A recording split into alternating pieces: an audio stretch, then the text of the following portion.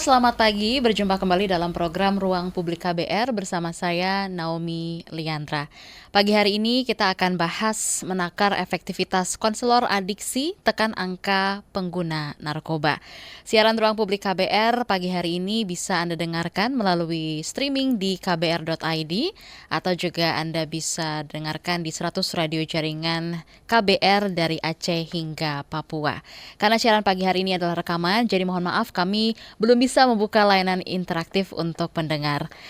Dan tentunya juga seperti yang kita tahu pada tahun 2024, Saudara, angka prevalensi penyalahgunaan narkoba di Indonesia sudah mencapai 3,3 juta orang yang didominasi oleh generasi muda dan khususnya remaja berusia 15 hingga 24 tahun. Data ini merujuk dari laporan Badan Narkotika Nasional BNN. Tahun 2024 BNN dan instansi terkait juga telah merehabilitasi sekitar 40.000 pecandu narkotika. BNN juga telah membentuk lebih dari 400 unit layanan intervensi berbasis masyarakat atau IBM dengan 2.000 lebih petugas agen pemulihan. Tapi di tengah penyalahgunaan narkoba di Indonesia yang sangat besar ini, jumlah konselor adiksi masih terbatas. Dari Badan Narkotika Nasional, BNN juga serta lembaga terkait terus berupaya meningkatkan jumlah konselor melalui pelatihan dan juga sertifikasi. Nah, seperti apa perkembangannya saat ini? Dan tentunya konselor adiksi juga punya peran yang penting dalam membantu individu yang mengalami penyalahgunaan narkoba, baik dalam pemulihan maupun dalam pencegahan. Namun, keterbatasan jumlah konselor yang tersertifikasi masih menjadi salah satu tantangan. Bagaimana solusinya dan apa langkah untuk bisa menggenjot kembali jumlah konselor tersertifikasi yang bisa memenuhi kualifikasi? Bertepatan dengan peringatan Hari Anti Narkoba Internasional HANI yang jatuh pada 26 Juni kemarin, topik ini kita bahas di Ruang Publik KBR bersama dengan Administrator Kesehatan pada Direktorat Penguatan Lembaga Rehabilitasi Instansi Pemerintah di Deputi Bidang Rehabilitasi Badan Narkotika Nasional BNN, Rahmi Mutia, juga bersama dengan Konselor Adiksi di Balai Besar Rehabilitasi BNN, Heri Ahmad, dan juga bersama dengan Psikologi Klinis Aldo Rayendra Rahmat MPSI. Sudah hadir di studio KBR ketiga narasumber kita yang saya sebutkan. Selamat pagi. Pagi Pak Aldo, Pak Heri dan juga Ibu Rahmi ya. Pagi. Baik, mungkin kita ke Ibu Rahmi terlebih dahulu. Bu Rahmi, bisa dijelaskan dulu kepada teman KBR seperti apa sih tugas-tugas dari konselor adiksi ini dan seberapa penting nih peran mereka dalam proses rehabilitasi? Silakan. Oke, terima kasih Mbak Naomi. Untuk konselor adiksi memang mereka ini merupakan pelaksana teknis ya di dalam layanan rehabilitasi. Mereka itu sebagai tujuannya fungsinya untuk fasilitator dalam pemulihan. Kemudian dia juga mendukung dalam proses rehabilitasi. Kemudian dia bisa membantu untuk mencegah kekambuhan gitu ya. Dia juga sebagai penghubung di dalam dengan keluarga dan dengan lingkungan gitu. Jadi dia merupakan pendukung utama kalau bisa saya bilang beserta dengan profesi yang lain di dalam layanan rehabilitasi untuk sebagai petugas di layanan rehabilitasi. Sebagai pendukung utama ya. Nah, sekarang jumlah konselor adiksi yang udah tersertifikasi ada berapa banyak, Bu? Kalau menurut data dari LSP BNN sejak 2020 sampai 2024 itu LSP BNN telah melakukan uji sertifikasi kepada 1.200 orang ACC gitu ya. Tapi untuk di BNN sendiri dari petugas rehabilitasi di lingkungan BNN yang ada sekitar 900-an itu baru sekitar 400-an yang sudah tersertifikasi. Tersertifikasi baru 400 dari 1.200 itu iya, ya. Benar. Jadi memang karena kuota selain kita LSP BNN selain melakukan uji sertifikasi kepada petugas BNN juga kepada mitra BNN juga dilakukan uji sertifikasi. Oke, sebenarnya siapa aja sih Bu yang bisa jadi konselor adiksi ini dan ini infonya dibuka untuk publik ya? Gimana nih Bu Rahmi? Oke, kalau untuk konselor adiksi yang jabatan fungsional, Ya. jadi kita bisa bedakan ya, jabatan karir PNS, ada jabatan konselor adiksi, ada 3 jenjang, pertama, muda, dan madya. Nah itu memang pembina fungsinya ada di BNN, yaitu di Deputi Bidang Rehabilitasi. Tapi selain itu ada juga konselor adiksi yang non PNS atau non ASN gitu ya. Jadi mereka adalah konselor-konselor yang ada di lembaga rehabilitasi, baik itu di milik instansi pemerintah maupun komponen masyarakat. Oke, baik. Sekarang kita tanya ke Pak Heri nih. Pak Heri Ahmad, sudah berapa lama nih Anda menjadi konselor adiksi? Dan bisa diceritakan juga nih ya, awalnya seperti apa Anda bisa jadi konselor adiksi? Silakan. Baik, terima kasih Mbak Naomi. Kalau bicara berapa lama, kayaknya baru kurang lebih 14 tahun. Wah. Oke. Karena kalau mengingat dengan yang para senior saya, kayaknya masih lebih banyak yang lebih lama berkecimpung di dunia konselor gitu. Terus kenapa saya berkecimpung di dunia konselor? Karena awalnya basic saya adalah pekerja sosial. Ya. Jadi dari dulu ketika nimba ilmu memang berhadapan dengan orang yang bermasalah gitu. Ketika kemudian saya masuk ke BNN, ditempatkan di tempat rehab, ya secara alamiah, ketemu lagi nih bidang saya nih. Iya. Terus kemudian di rehab ini kayaknya lebih unik dari yang lain gitu. Kita ketemu klien 10 masalahnya unik gitu. Ketemu 100, masalahnya 100 juga. Ya. Jadi dunia rehab ini sangat menantang, Mbak. Nah, selalu kita harus berinovasi, selalu harus memperbaiki kapasitas kita, meningkatkan kompetensi kita. Oke, tadi sempat bilang menantang gitu ya. Mungkin bisa dikasih tahu ke teman KBR challenge-nya apa sih pada saat menjalankan tugas gitu kan, dengan setiap orang punya permasalahan berbeda, tentu ya. Gimana nih Pak Heri? Siap. Ini contoh sederhana, analogi Oke. sederhana. Ketika orang sakit di dunia medis ketemu dokter, dia akan bercerita ke dokter itu saya sakitnya ini. Jadi semua yang dia rasa pasti dia bercerita karena ingin ditolong. Ya. Beda halnya dengan orang pecandu penyalahgunaan narkotika, ketika dia ketemu konselor, dia justru akan menutupi apa permasalahannya dia.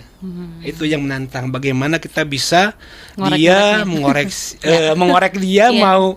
mau terbuka, dan kita di posisi kita bukan mau menghakimi tapi mau membantu dia supaya pulih. Itu tantangannya, Mbak. Tantangannya begitu Betul. ya. Oke. Cara mancingnya gimana? Nah, itu ada triknya, Mbak. Ada nih. Oke, mungkin nanti di-spill juga kita katanya. Tapi kita mau tanya dari sisi psikologi nih, Pak Aldo. Pak Aldo, kalau dari kacamata psikologi, bekal utama apa yang dimiliki oleh seorang konselor adiksi gitu, Pak? Tentunya dalam rehabilitasi para pecandu narkoba ini.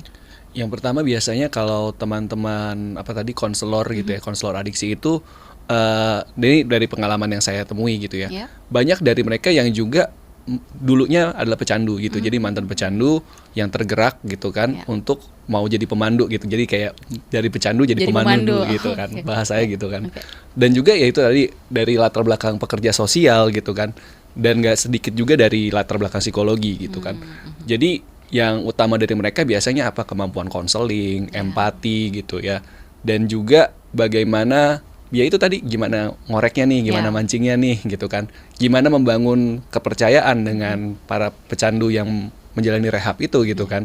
Karena bisa aja mereka ceritanya apa nutup-nutupin gitu kan, atau istilahnya nggak terbuka ya sebenarnya apa tuh. Nah, bagaimana bangun raportnya gitu ya, istilahnya bangun raport gitu dalam dunia psikologi ya. Kenyamanannya, rasa percayanya itu, dan itu yang ketika dia udah percaya biasanya dia akan mulai cerita sebenarnya apa sih gitu. Jadi kayak kalau dari pengalaman saya waktu itu ya, beberapa ya belum lama selama Pak Heri gitu ya, 14 tahun gitu ya. Waktu itu ke tempat rehab gitu kan, dan baiknya di rumah sakit atau baiknya di swasta gitu. Banyak dari mereka itu awal-awal belum bisa terbuka. Awal-awal masih sulit percaya gitu, apalagi baru datang gitu kan. Nah, tapi ketika udah berapa lama, udah mulai merasa nyaman dengan konselornya gitu kan, udah mulai nyaman dengan lingkungannya, baru setelah itu ada keterbukaan sebenarnya masalahnya apa, kenapa menggunakan, terus biasanya lebih rumit lagi. berkaitan dengan masa kecil, keluarga, pengelolaan diri dan lain-lain gitu. Jadi jarang juga ya datang langsung cerita, biasanya Iya, diem betul. dulu gitu ya, mesti dibaca dulu. Tadi ada Iya. trik ini dari Pak Heri.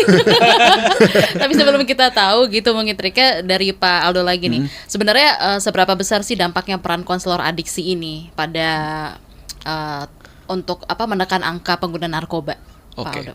Jadi kalau kita mau bicara soal menekan angka penggunaannya, yang bisa konselor adiksi lakukan tuh biasanya kan pendampingan di rehabilitasi gitu ya, di tempat rehab, di fasilitas rehab itu dia jadi sebagai yang mentor, bisa dibilang sebagai mentor gitu kan, Mentoring sebagai gitu ya. mentor gitu kan, sebagai yang pembinanya sehari-hari ini gitu, yang melihat progresnya dia bagaimana. Jadi kalau misalkan menekan angka penyalahgunaannya, paling biasanya fokus ke relapse prevention. Jadi Apa supaya tuh? Mungkin dijelasin ke teman supaya KBR. dia nggak kambuh kembali gitu. Ketika dia Oke. selesai dari Ya. masa rehabnya, kan tantangannya banyak lagi nih di lingkungannya. Mungkin dia ketemu dengan teman-teman yang dulu biasa dia pakai, menggunakan gitu kan, atau ketemu lagi stresornya gitu kan, yang bikin dia stres. Ketemu lagi keluarganya, mungkin keluarganya belum percaya, karena keluarga belum percaya, dia dituduh macam-macam lagi, kayak ya udah deh gue balik lagi aja pakai gitu. Atau Oke. banyak hal tantangan-tantangan kayak gitu kan. Dan jadi tugasnya si konselor ini tuh jadi istilahnya kayak ujung tombaknya ya, supaya dia bisa, si peserta rehab ini bisa mengembangkan banyak hal gitu kan. Mungkin keterampilan keterampilan untuk berkata tidak gitu kan, keterampilan untuk menjalankan suatu usaha gitu kan. Misalkan sebelumnya pekerjaannya nggak jelas gitu kan, nggak punya keterampilan apa-apa. Nah setelah keluar dari sini jadi punya keterampilan, jadi punya bakat gitu kan. Dan juga dari cerita mungkin ya, karena tadi rata-rata konselor adiksi itu, ini dari yang saya temui gitu kan, adalah mantan pecandu gitu kan. Jadi dari ceritanya, dari hidupnya, bagaimana sih dia bisa lepas gitu kan, bisa abstinence dalam istilahnya gitu ya. Abstinence tuh tidak menggunakan lagi selama berapa tahun gitu kan. Itu kan yang akan jadi kekuatan, oh ternyata dia bisa ya, si mentornya bisa nih, dia bisa bro, biasanya ngomongnya bro gitu kan kalau di rehabilitasi. Biasa si bro ini atau si sis ini bisa nih. Nah kayaknya gue juga bisa deh, kayak gue juga bisa nih pakai strategi-strateginya dia. Nah itu hal yang kayak gitu tuh menumbuhkan rasa ke pecandu, kayak oh ada harapan nih untuk pulih, ada harapan nih untuk gak menggunakan lagi gitu. Jadi ada termotivasi juga ya, karena dengan kerelatan yang juga dialami oleh si pemandu ini yang Iya, tadi betul. jadi pecandu gitu kan. Nah sebenarnya sejauh program ini berjalan, progresnya itu seperti apa? Mungkin dari Bu Rahmi bisa jelasin? Ya, terkait dengan konselor adiksi ini. konselor Ya. adiksi ya. Kami sebagai pembina fungsi konselor adiksi di Deputi Bidang Rehabilitasi, selama ini memang ujung tombak seperti tadi disampaikan, bahwa konselor adiksi itu sebagai ujung tombak pelaksana di rehabilitasi gitu ya. Banyak hal-hal yang sudah kita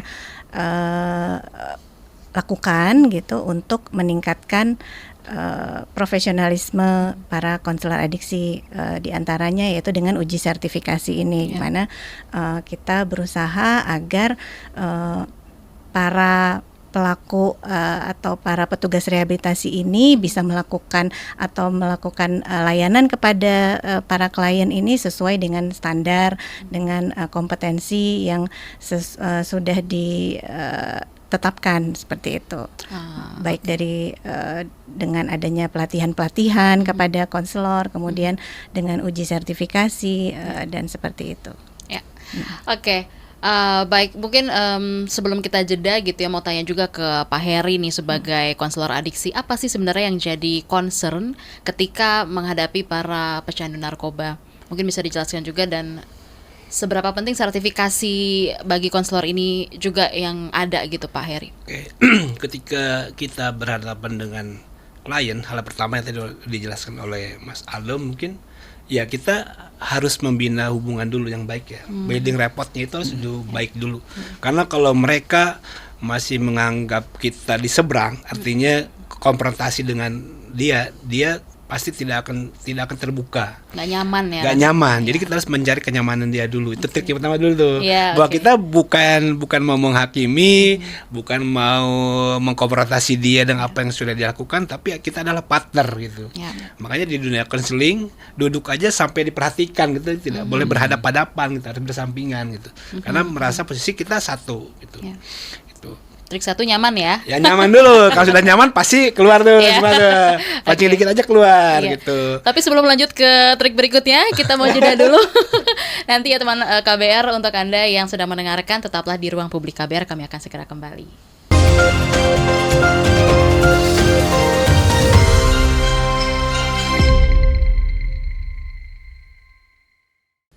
Kembali lagi di siaran Ruang Publik KBR, masih bersama saya Naomi Liandra dan juga ketiga narasumber kita pagi hari ini. Dan tentunya kita masih bahas soal menakar efektivitas konselor adiksi untuk menekan angka pengguna narkoba. Dan sekali lagi kami ingatkan, siaran pagi hari ini adalah rekaman, jadi mohon maaf kami belum bisa membuka line interaktif untuk teman KBR. Masih berbincang dengan Bu Rahmi, Pak Heri dan juga Pak Aldo.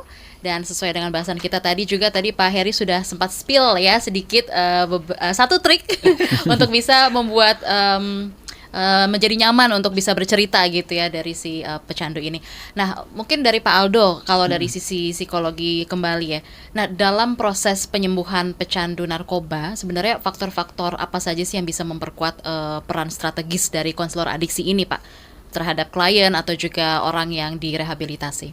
Oke, yang tadi sudah disebutkan soal kenyamanan gitu kan, keterampilan, skill dan lain-lain. Salah satunya yang bisa membuat ini adalah jadi dia berasa kalau si konselornya ini sebagai orang yang dia bukan kagum ya, tapi lebih kayak bisa dibilang kayak role model. Role model gitu ya. Role model, jadi ada ceritanya relate atau mungkin ada banyak hal yang mirip gitu kan. Dan itu yang membuat dia akan jadi bisa untuk lebih percaya lebih dalam tuh, untuk mungkin belajar soal pengelolaan emosi mungkin gitu kan, terus soal keterampilan lain. Jadi berasanya kayak beneran bro gitu kan. Kan kalau biasa di rehab tadi kan biasa nyebutnya bro atau sis ya. Nah, ini bener-bener berasanya ya ini bro gue nih gitu. Bro nih ya. Gitu. Gitu kan. Ini bro gue nih di sini tempat rehab selama berapa bulan atau mungkin berapa tahun di tempat rehab itu gitu kan.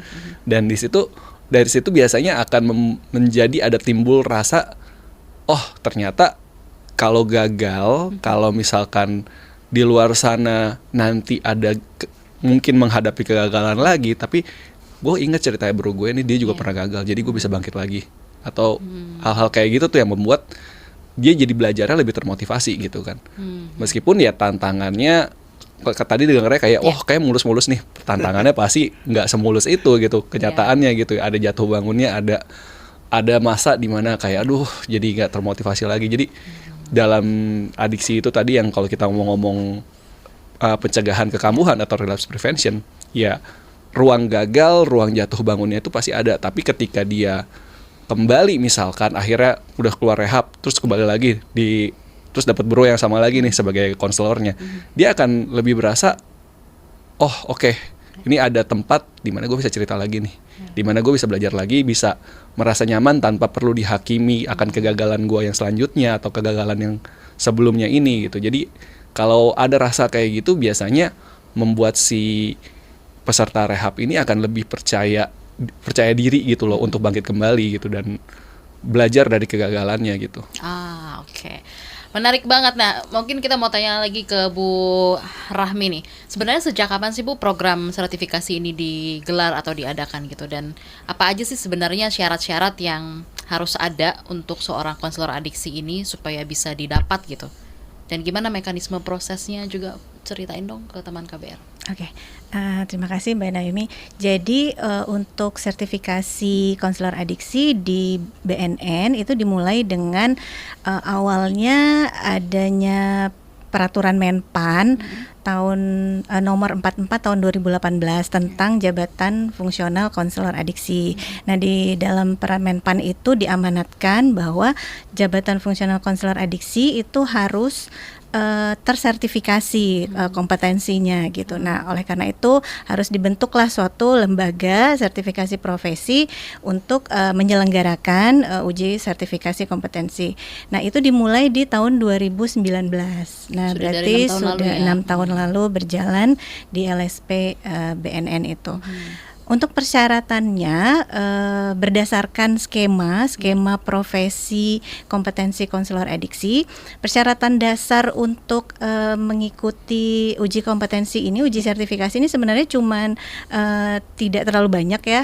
Hanya dia pernah ikut pelatihan di bidang adiksi gitu ya. Jadi dia dibuktikan dengan sertifikat pelatihan yang formal gitu ya. Kemudian dia juga sudah melakukan layanan di layanan rehabilitasi itu minimal 2 tahun. Jadi persyaratan dasarnya sebenarnya cuma itu saja, tapi mungkin ada persyaratan seperti untuk administrasi berkas pemberkasan dokumen dan lain-lain. Itu saja. Ketentuan usia gitu enggak? Tidak ada ketentuan Oh, usia dan oke. tidak ada ketentuan background pendidikan kecuali untuk yang jabatan fungsional ya, jabatan karir, karena jabatan karir yang konselor adiksi itu minimal S1 atau D4 gitu. Tapi kalau untuk yang teman-teman konselor adiksi di lembaga swasta gitu tidak ada persyaratan untuk pendidikannya. Oke, Gitu. baik. Lalu kalau sudah berjalan 6 tahun berarti ya? 6 tahun 6 kurang tahun. lebih. Ada angka atau jumlah penurunan pengguna narkoba nggak sejak ini ada? Kalau berdasarkan prevalensi mungkin kita lihat tidak ada penggunaan.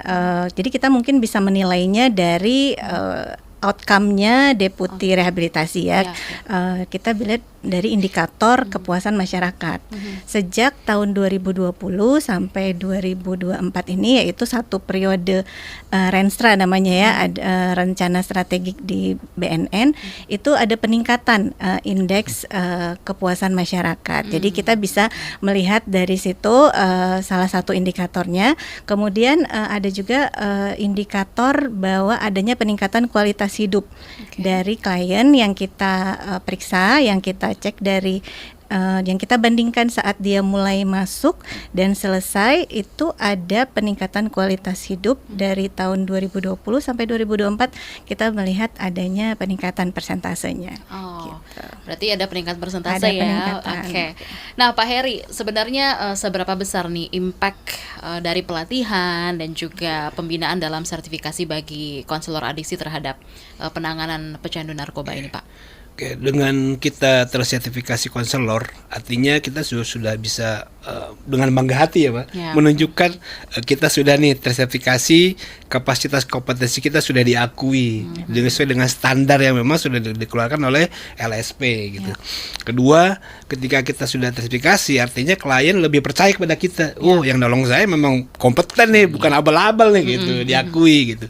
Yang ketiga tadi kepuasan dari penerima layanan semakin meningkat. Dan satu yang paling penting, tersertifikasi artinya kita terlindungi Ya. pelayanan kita, baik dari sisi kita sebagai konselor maupun ke klien kita. Ya, ya. Oke, mungkin di-share ke teman KBR pengalaman menjadi konselor adiksi ini seperti apa, Pak? Tadi kan di awal udah sedikit menceritakan ada beragam cerita dari setiap yang datang gitu ya, menceritakan masalahnya. Kalau dari Pak Heri sendiri, Jadi mungkin ada satu yang menarik yang sampai sekarang belum terlupakan. gini Mbak, jadi Gimana? kalau kita bicara tadi, kalau bicara klien rehabilitasi itu semuanya unik. Oke. Jadi kalau sudah cerita, saya sebenarnya unik semua tuh, Iya. gitu ya. Cuman gini, yang paling menarik di dunia rehabilitasi itu, klien itu ketika masalah adiksi ini si klien, tetapi masalah itu berefek ke semuanya. Ketika dia ada di keluarga, masalah itu berimpact ke istrinya, ke orang tuanya, ke anaknya mungkin. Semuanya jadi bermasalah. Ketika orang masuk ke rehab, yang kita tangani bukan hanya klien ya, tapi orang di sekitar kita. Gitu.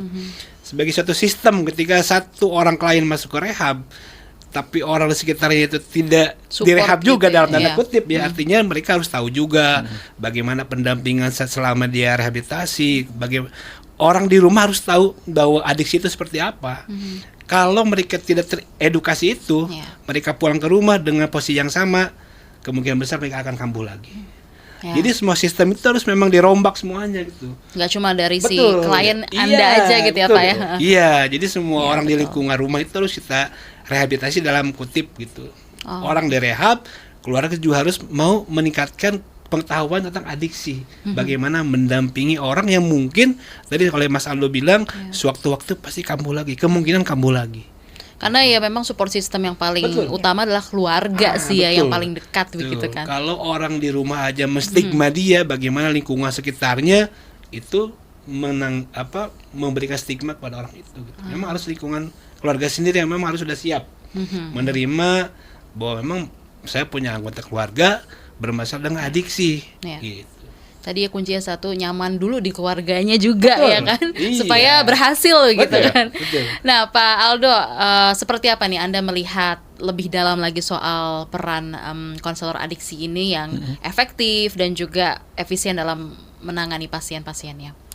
Ya kayak yang tadi Pak Heri bilang gitu ya, keluarga ini juga perlu diedukasi gitu kan. Bahkan nggak sedikit juga keluarga yang akhirnya jadi akrab gitu dengan konselor adiksinya gitu. Misalkan ada layanan aftercare gitu tuh biasanya, di mana konselor adiksi atau lembaga rehab ini hubungin keluarga, gimana kondisinya dia. Oh jadi saling update juga iya, ya betul. perkembangannya seperti apa. Atau kalau misalkan dirasa, oh ya dia mulai menunjukkan tanda-tanda kayak mau kambuh nih, ya nanti mungkin konselornya bisa datang ke rumah gitu kan, Ya. diajak ngobrol atau diajak konseling lagi sebenarnya apa nih kesulitannya gitu. Itu seperti itu salah satunya. Dan berikutnya juga kayak dari sudut pandang si konselor adiksinya gitu ya. Konselor adiksi ini kan dia menghadapi klien kan nggak cuma satu gitu ya. Mungkin dalam 1 tahun bisa megang entah berapa puluh atau berapa ratus gitu kan. Kadang ada namanya dia bisa burn out atau capek gitu kan.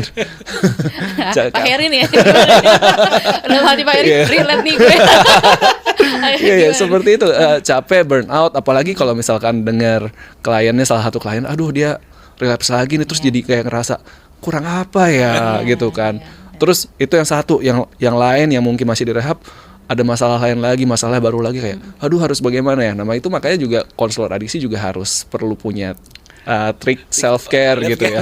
Self care-nya gimana gitu. Makanya selain sertifikasi, emang saya juga nggak tahu gitu sertifikasi ini seperti apa pembelajarannya gitu kan. Namun mungkin bisa juga ditambahkan kayak untuk konselor adiksinya bisa lebih sejahtera gitu ya. Ditambahkan life skill yang gimana sih manage emosi, gimana sih manage stres, gimana sih kalau lagi burnout tuh harus ngapain supaya tetap ada. Mungkin itu bisa jadi materi di sertifikasinya ini gitu kan. Ah begitu. Jadi gimana nih Pak Heri? Tadi kan kalau dari sisi keluarga nggak boleh stay setelan cuek gitu ya. Tapi kalau dari konselor adiksi gimana nih Pak Heri ngelihatnya? Mungkin saya burn out tadi juga diceritakan gitu ya. Ya, kita sebagai penampung sampah ya, Mbak ya. Kita benar pertama memang harus pintar merawat diri. Self care Pak Heri gimana sih? Kita harus bisa membedakan mana Ya. tugas. Ya. Oke. Ya, kalau tugas ya tugas di rumah. Ya, kalau kita sudah pulang ya itu udah wilayahnya bukan tugas lagi. Ya. Memang itu ya nanti harus dengan jam terbang sendiri harus bisa belajar itu sih. Baru 14 tahun. Bisa aja di Pak Heri. Bu Rahmi, Pak Heri dan juga Pak Aldo, nanti kita akan kembali sambung perbincangan pagi hari ini di Ruang Publik KBR. Untuk Anda teman KBR tetaplah bersama kami.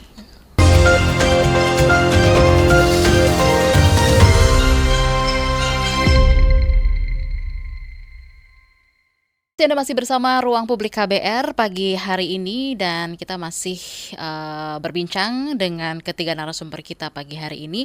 Tentunya tadi kalau sudah disampaikan oleh Pak Aldo juga Pak Heri begitu dari konselor adiksi dan juga Pak Aldo sebagai psikolog klinis. Bu Rahmi tadi sempat dengar ya Pak Aldo mengatakan bahwa soal kesejahteraan untuk konselor itu mungkin dalam bentuk bisa dibilang sebagai apa ya kita sebutnya sebagai dukungan psikologis juga gitu ya. Nah ini gimana menanggapinya Bu Rahmi? Silakan.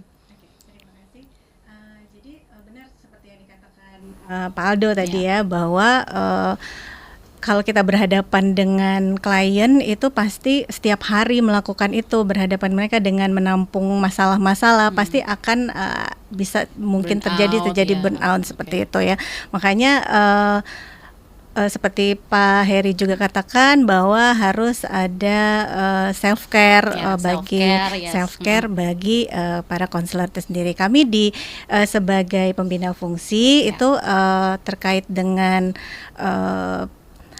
peningkatan kompetensi ya, lebih banyak terkait peningkatan kompetensi, itu kami menyediakan kompetensi-kompetensi atau menyediakan pelatihan-pelatihan atau training-training terkait dengan hal-hal yang dibutuhkan para konselor ini gitu. Diantaranya mungkin ilmu atau update terkait hal yang terbaru di bidang adiksi ini gitu. Kemudian untuk konselornya sendiri perlu ada keterampilan atau skill-skill yang harus dipelajari untuk mereka dalam pekerjaannya gitu. Itu sudah kami siapkan gitu di dalam kurikulum atau kegiatan atau program di Deputi Rehabilitasi, selain dengan uji sertifikasi itu sendiri. Tapi kami juga ada pelatihan-pelatihan pra uji sertifikasi ini. Gitu. Pak Heri gimana nih sebagai konselor adiksi yang disampaikan Bu Rahmi? Ya, karena seharusnya memang ketika kita ujian kan harus ada peningkatan kapasitas dulu ya, dilatih dulu gitu. Dan itu sudah kita rasakan sih ketika kita memang ada uji sertifikasi, kita ada replacement dulu.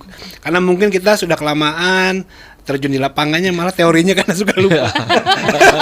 Itu orang lapangan bisa gitu tuh, prakteknya pinter, teorinya karena suka lupa. Nah, dengan present itu juga kita diingetin lagi bahwa mungkin kita sudah kelupaan teorinya gitu. Nanti diingetin lagi dengan assessment itu. Jadi kita ketika uji sertifikasi kita sudah siap baik teori maupun praktek. Karena uji sertifikasi itu teori sama praktek, Mbak. Teori sama praktek. Iya. Tapi lebih enak kan prakteknya langsung gak sih? Atau gimana nih Pak Heri? Iya. Kalau praktek oke, tapi ke teori suka lupa ya.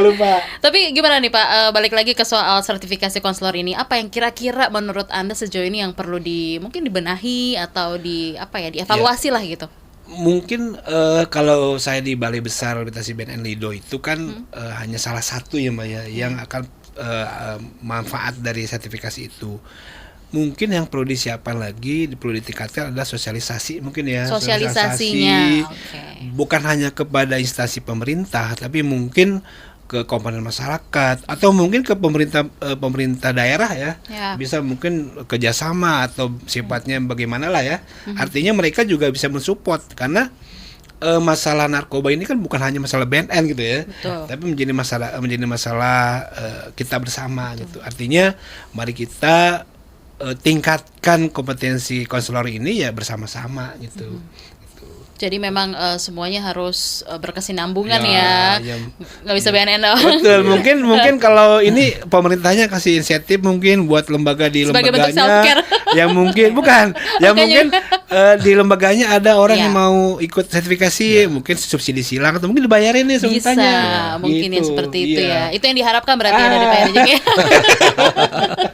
Mungkin Pak Aldo mau menanggapi, silakan. Ya itu betul banget gitu kayak karena bisa aja ada yang berminat gitu kan, tapi karena mungkin kurang dana atau apa, padahal dia udah punya hati banget nih. Nah itu mungkin bisa ada program-program seperti itu gitu ya. Atau misalkan kayak ya sebut saja mungkin beberapa pecandu yang mungkin akhirnya jadi putus sekolah gitu kan. Putus sekolah misalkan SMA-nya nggak selesai atau bahkan dari SMP udah putus sekolah. Nah ketika dia mau punya pekerjaan untuk dapat uang tapi dia punya hati di situ, ya sebenarnya bisa tuh dari program-program seperti itu gitu kan, kerjasama subsidi silang atau bagaimana gitu kan. Atau juga gimana Pak Heri? Mungkin gini, ada yang kurang dilengkapin. Meskipun mungkin sekarang ini kan memang kita tidak berbiaya ya. Artinya uji sertifikasi sementara masih dibiayai oleh negara. Tapi untuk kemudian kan tidak menutup kemungkinan pakai skema biaya. Siapa tuh terdengar ya.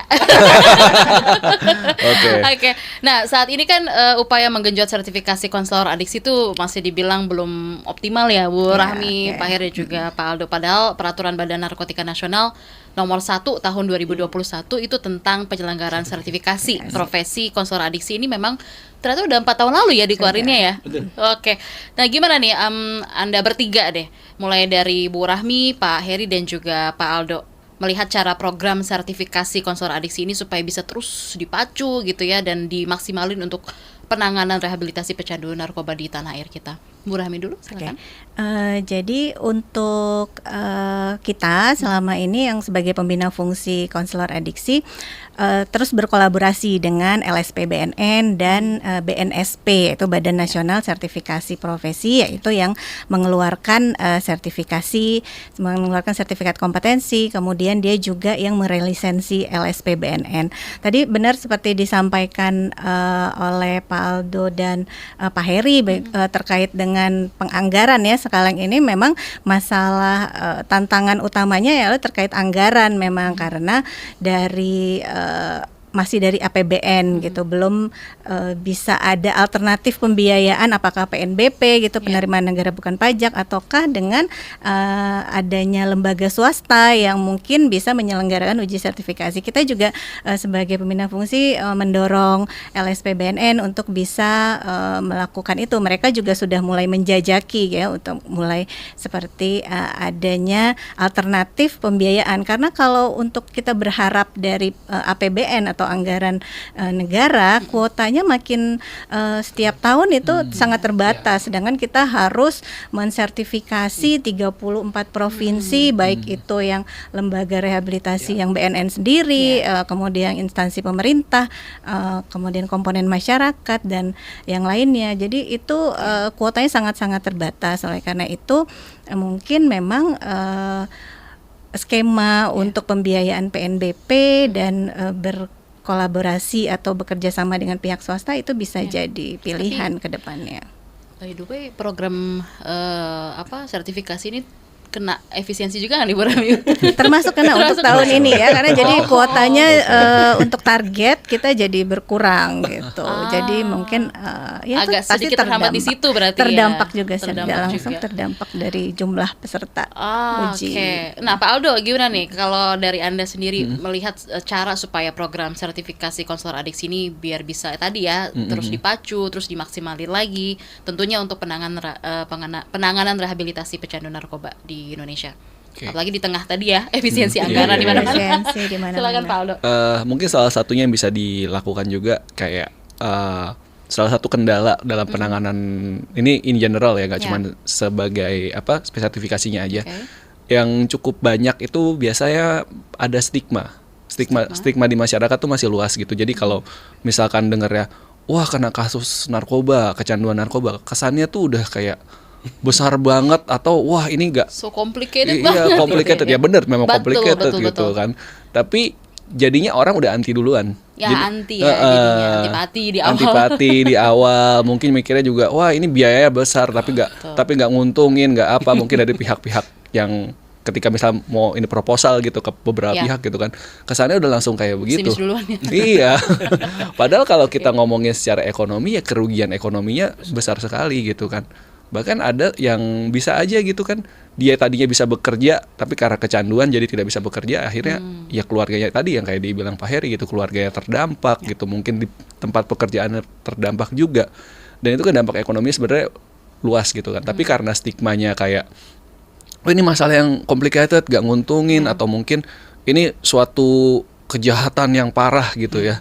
Ya emang benar ada pelanggaran hukumnya gitu. Tapi kan stigmanya seperti akan-akan ini udah parah banget. Stigma, gitu. Jadi stigma ini mematahkan kayak bisa beres gitu ya sepertinya. Seperti gitu. itu kan. Jadi dan juga salah satunya juga di kalangan profesinya sebagai konselor adiksi pun, makanya kebanyakan yang mau jadi konselor adiksi adalah mantan-mantan pecandu gitu. Karena stigma tadi, mungkin dia pekerja sosial atau mungkin teman-teman yang lulusan psikologi gitu, S1 psikologi, atau mungkin dia psikolog juga, karena begitu dengar wah kasus ini complicated, luar biasa sulitnya, jadi ya udah deh nggak mau masuk ke nggak mau terjun ke bidang ini gitu sebelumnya gitu, karena itu tadi stigma-stigma yang beredar. Padahal kalau kenyataannya dilihat mah ya bener complicated tapi nggak seburuk itu kok gitu ya.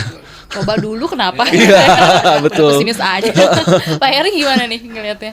Kalau tadi kalau memang nanti aksesnya sertifikasi itu lebih dipermudah atau bisa Iya. dijangkau ya Mbak dari sisi, karena kan ya saat ini tadi seperti disampaikan oleh Dr. Rahmi, mungkin karena aksesnya masih terbatas dari sisi biaya. Iya. Ya saya melihatnya mungkin kalau akses nanti dipermudah gitu, aksesnya juga ya akan dipermudah oleh pemerintah atau siapapun atau swasta yang bisa membantu, berarti harus kembali lagi ke si konselornya. Ya. Dia harus mempunyai komitmen. Hmm. Kalau memang dia ikut ingin membantu orang, ya dia harus, karena tren narkoba ini trennya selalu berubah, mengikuti tren. Naik turun. Subtennya apa nih Iya. sekarang? Iya, Nah, betul. mau nggak mau kita harus meningkatkan kompetensi diri gitu. Jadi harus punya etikat, komitmen. Ya kita harus ikut sertifikasi nih biar kita diakui gitu sebagai seorang konselor. Yes, setuju ya. Oke, Pak Heri, Pak Aldo dan juga Bu Rahmi, nanti kita akan sambung kembali perbincangan pagi hari ini. Tetaplah di Ruang Publik KBR.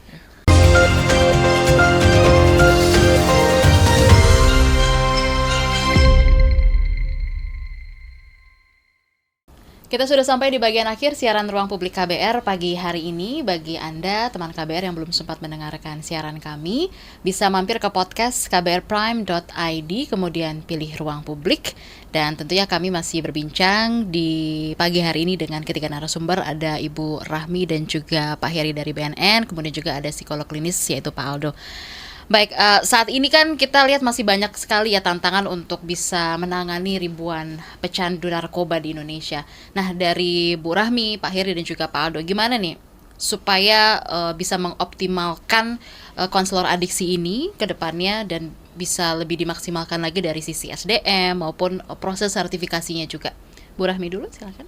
Ya, dari sisi SDM-nya mungkin kita bisa adanya penguatan kompetensi ya, pelatihan-pelatihan, kemudian mengikuti hal-hal yang berkembang di dalam bidang adiksi gitu ya, ada skill-skill tertentu. Kemudian juga membuka akses tadi seperti disampaikan oleh Pak Heri bahwa diharapkan akses untuk mengikuti uji sertifikasi ini diperluas gitu. Kita juga mulai menjajaki bahwa mendorong LSP BNN untuk bisa meningkatkan jumlah TUK atau tempat uji kompetensi di sampai ke wilayah-wilayah, kemudian menambah asesor-asesor kompetensi yang selama ini kebanyakan memang sekarang berpusat di wilayah Jakarta gitu ya. Jadi dengan adanya membuka akses gitu, jadi kesempatan untuk mengikuti uji kompetensi dan tersertifikasinya para konselor ini jadi lebih besar. Kemudian juga kita juga mulai menjajaki terkait dengan uji sertifikasi secara jarak jauh, karena sekarang ini segala sesuatunya sudah mulai bisa dilakukan online kan. Memang agak sulit, tapi ini mungkin bisa dicoba mulai dari, memang agak banyak yang harus effort yang harus dikeluarkan, mulai dari perangkat, kemudian perangkat-perangkat yang hardware dan softwarenya gitu ya. Cuman hal ini memang kita harus tetap mengikuti perkembangan zaman gitu ya. Bagaimana kita memperluas akses, salah satunya mungkin itu bisa kita dorong adanya uji sertifikasi secara online seperti itu. Oke, jadi segala lini lah dicoba Iya, ya. benar. Apapun tantangannya gas aja dulu. Dicoba aja dulu. Yang penting dicoba. Nah, Pak Aldo, selain konselor gitu ya, keluarga dan juga orang terdekat jadi support system dalam proses rehabilitasi kan ya. Gimana nih keluarga, terus juga orang-orang terdekat, pokoknya orang-orang sekitar itu bisa memaksimalkan peran ini? Oke, bisa sebenarnya dari edukasi yang lebih dalam gitu ya terhadap mungkin teman-temannya atau mungkin keluarga, atau sesimpel kayak seminar-seminar tentang adiksi yang dibuka untuk umum gitu kan. Mungkin dari situ ketika jadi terbentuk mindset kalau gue kecanduan nih, atau mulai menunjukkan tanda kecanduan, ya udah nggak apa-apa kok rehab, nggak apa-apa kok ini, karena kalau nggak ditangani justru itu yang makin parah. Di stigma itu malah jadi makin parah. Jadi akhirnya karena gak ada yang percaya lagi, orangnya juga mungkin mikirnya, wah ntar kalau direhab ntar disiksa lah, diapakan, stigmanya masih banyak yang seperti itu. Padahal nggak juga gitu kan, nggak seperti itu. Akhirnya dia mencoba solve itu sendiri, malah terjebak dengan banyak hal yang makin negatif gitu. Mungkin jadi hal-hal yang sifatnya kriminalitas yang merugikan banyak pihak, dan akhirnya dia istilahnya dia sudah dalam kondisi kecanduan, melakukan pelanggaran hukum, kriminal gitu kan. Akhirnya kan malah tidak terawat dan nggak efektif ya istilahnya ya pertolongannya gitu kan. Dan mungkin itu caranya salah satunya gitu kan, edukasi tentang adiksi, tentang rehabilitasi gitu kan. Mungkin bisa dikasih lihat, ini loh tempat rehabnya oke kan, bukan kayak yang gelap Ya, atau disiksa betul. tempat penyiksaan Kalau gitu mungkin kan. selama ini ngeliatnya dari film kan. Iya kan, film. Betul kan. Jadi sosialisasi seperti Iya, itu yang penting juga kan, diedukasi terus Iya, menerus, betul. karena yang bikin mereka jadi ngerasa mau gitu Iya. kan. Oke. Nah, Pak Heri, kalau sebagai konselor, apa sih sebenarnya beda di sertifikasi atau enggak, walaupun tadi sudah sempat disinggung gitu ya. Dan apakah selama ini juga ini ngefek banget dengan adanya sertifikasi ini di kerjaan konselor adiksi di lapangan? Seperti apa nih Pak Heri? Iya, kalau sangat berasa lah ketika kita memang, saya kerja dulu dari mulai 2011 kan memang belum tersertifikasi ya. Ketika baru LSP adalah kita sudah tersertifikasi. Jadi ada kebanggaan tersendiri ketika kompetensi kita diakui gitu. Kita pun lebih pede lah Lebih dalam pede melayani lah. klien gitu. Ya, Gitu. Selain itu juga karena memang semakin hari kan memang kita harus dituntut selalu meningkatkan kapasitas kita gitu. Ya. Dengan adanya sertifikasi itu apa yang sudah kita mungkin dengan mengikuti pelatihan akan teruji tuh dengan sertifikasi gitu. Jadi ya sangat berhasil sih, Mbak, ketika kita memang sudah mengikuti sertifikasi itu, kita lebih pede dalam melayani klien kita. Jadi lebih seperti terpercaya. Terpercaya. Gitu ya.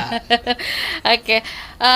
Terakhir, karena juga ternyata sudah di ujung acara Ruang Publik KBR pagi hari ini, bisa disampaikan mungkin statement penutupnya masing-masing ya, dari Bu Rahmi, kemudian Pak Heri, lalu ditutup oleh Pak Aldo. Silakan.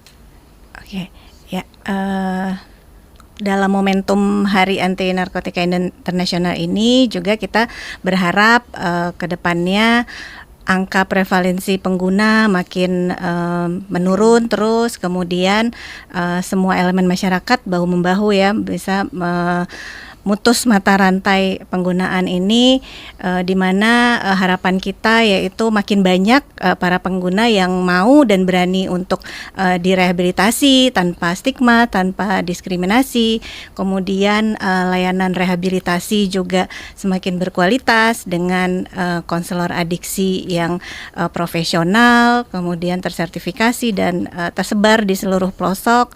Kemudian penegakan hukum yang berkeadilan juga ya, bisa membedakan mana pengguna yang harus dipulihkan dan mana pengedar yang harus ditindak. Kemudian masyarakat juga diharapkan bisa berperan aktif, baik dari keluarga, sekolah, kemudian tempat kerja, kemudian diharapkan juga kolaborasi atau sinergi lintas sektor ini dan seluruh lapisan masyarakat untuk bisa keberhasilan prevalensi bisa menurun seperti ini. Oke, Pak Heri gimana? Silakan. Baik, terima kasih. Dengan momentum HANI 2025 ini, saya berharap bahwa untuk teman-teman yang masih teman-teman penyalahguna atau pecandu narkotika, untuk pulih, jangan usah takut, gak usah khawatir. Masuk rehab itu mengasihkan ya. Masuk rehab itu apalagi di BNN gratis ya. Tinggal datang, kita nikmati masa rehabilitasinya. Oke. Dan terpaling penting bahwa dengan HANI ini, saya berharap bahwa profesi konselor adiksi ini semakin diakui oleh masyarakat. Yes. Oke. Pak Aldo silakan. Oke, paling pesan terakhirnya untuk teman-teman gitu ya, teman-teman yang mungkin kerabatnya, saudaranya atau siapanya merupakan pecandu, atau mungkin teman-teman yang juga terjebak dalam kecanduan, gak ada salahnya untuk cari pertolongan secara profesional. Justru dengan itu akan mulai ada harapan untuk pulih gitu. Justru semakin mencoba nyelesain sendiri karena nggak tahu ini harus bagaimana, biasanya itu yang malah bikin jadi complicated. Jadi nggak masalah kayak tadi Pak Pak Heri bilang, terus rehabilitasi itu nggak semenyeramkan itu gitu kan, malah bisa dibilang belajar banyak hal di rehabilitasi gitu kan. Dan juga untuk teman-teman yang punya kerabat tadi, ya stop cuek, peduli, coba rangkul mereka, encourage untuk ke profesional untuk dapat pertolongan yang tepat, jadi supaya memang benar-benar Indonesia bisa bebas narkoba seperti itu. Oke, baik. Terima kasih banyak untuk ketiga narasumber kita pagi hari ini. Ada Ibu Rahmi Mutia, Administrator Kesehatan pada Direktorat Penguatan Lembaga Rehabilitasi Instansi Pemerintah di Deputi Bidang Rehabilitasi BNN. Juga ada Pak Heri Ahmad, Konselor Adiksi di Balai Besar Rehabilitasi BNN. Juga ada Pak Aldo Rayendra Rahmat, MPSI, Psikologi Klinis. Terima kasih banyak untuk ketiga narasumber kita yang sudah bersedia hadir siaran di studio KBR dan tentunya di program Ruang Publik KBR pagi hari ini. Akhirnya saya Naomi Liandra bersama dengan tim redaksi Ruang Publik yang bertugas pamit undur diri. Selamat pagi dan sampai jumpa.